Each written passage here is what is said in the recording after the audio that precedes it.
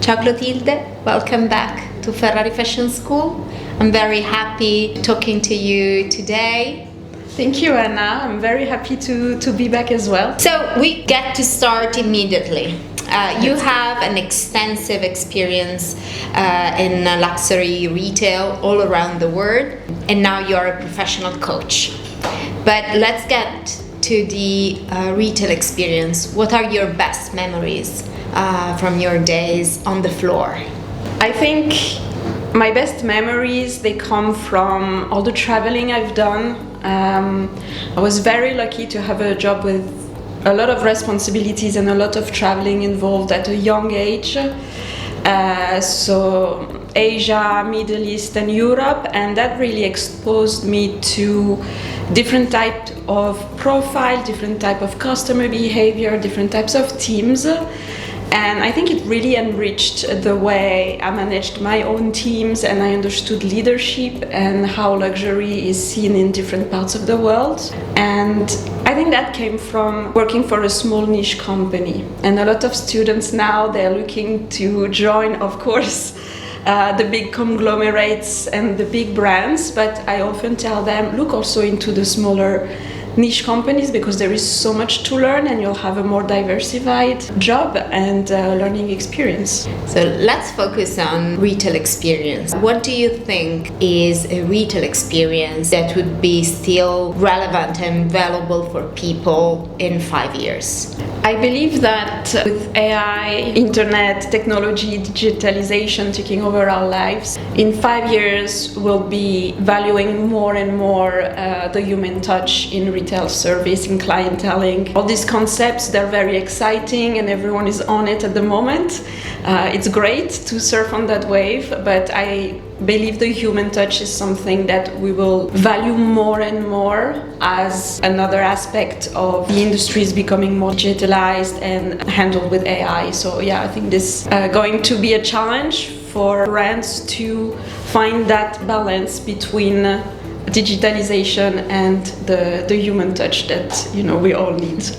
And do you have any examples of brands and companies that are doing this human touch in clienteling in a very smart and effective way? What I saw recently is LVMH, that during this big retail fair, they mentioned that AI should be here to assist us instead of taking over the service in retail. And I think it makes complete sense, and I think they're starting to implement already ways to maximize the time and the emotional availability of the salesperson with the customers, thanks to AI, but AI staying in the background always and not being at the forefront of the interaction. Is it something that you also teach? I mean, you are here today because you have a class with our student. How do you teach, or how do you convey these changes in the retail field to the students? So that's actually a topic we're going to talk about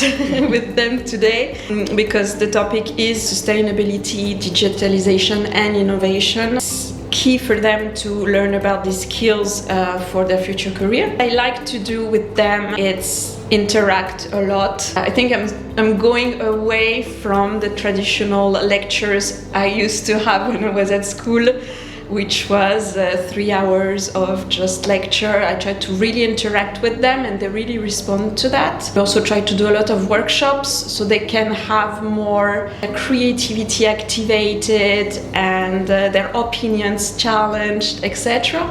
And I think that way the students and I, we both learn and we grow, feed that conversation about innovation in the luxury industry, which can be a little bit of a paradox, but it actually comes hand in hand with evolving with our time.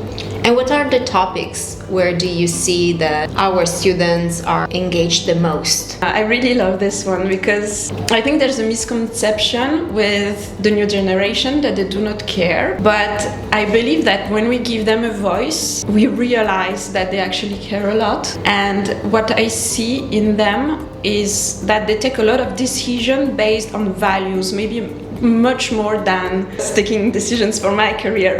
And they are trying to look for not only a job, but for a mission in their life. And they're looking for that balance between work and the satisfaction in their life, which is going to be a challenge, obviously, for our future HR. But to create healthier workplaces, there needs to be a disruption. And I think they're coming with it, but in a very healthy way and value-based, which is always something that is important for making decisions. So as a lecturer, as a professional coach as well, what are those characteristics or those attitudes that really stand out when it comes to upcoming managers, upcoming leaders in the fashion and retail industry? I was talking about values earlier, and I think it's really around this topic. They know what they want and what's guiding their life, but also they're quite unapologetic about it, and they go for it and they give themselves the means to achieve what they want. But I realize, and I do see that they do want also that healthier workplace and balance in life, which is very admirable. So talking about retail, what is one practice or one mindset that you believe is still relevant in luxury retail today and one that should be abandoned?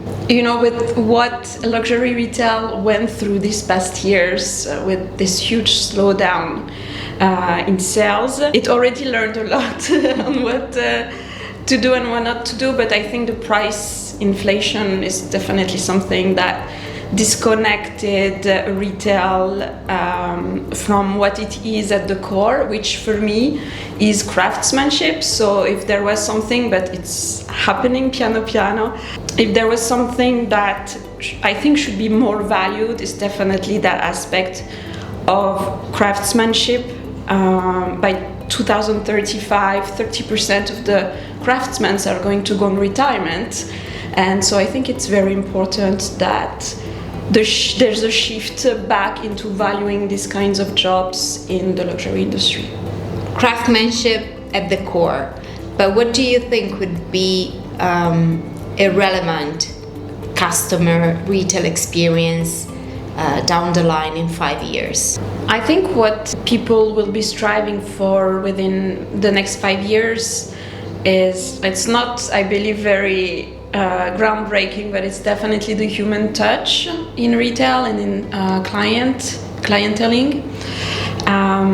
With AI rising and taking over our lives, becoming a bit out of hand, I think, and even now, you know, it started with the internet and now it's AI, but I believe that sometimes we get frustrated chatting with a bot or having an interface that is general for everyone and that is not giving us what we need. What is a piece of advice that you recommend to our students, new talents who want to enter the fashion luxury retail industry? Something I always tell them is that they need to look for the right manager. If they have a plan for their career, if they want to grow, they need to select during the interview themselves as well.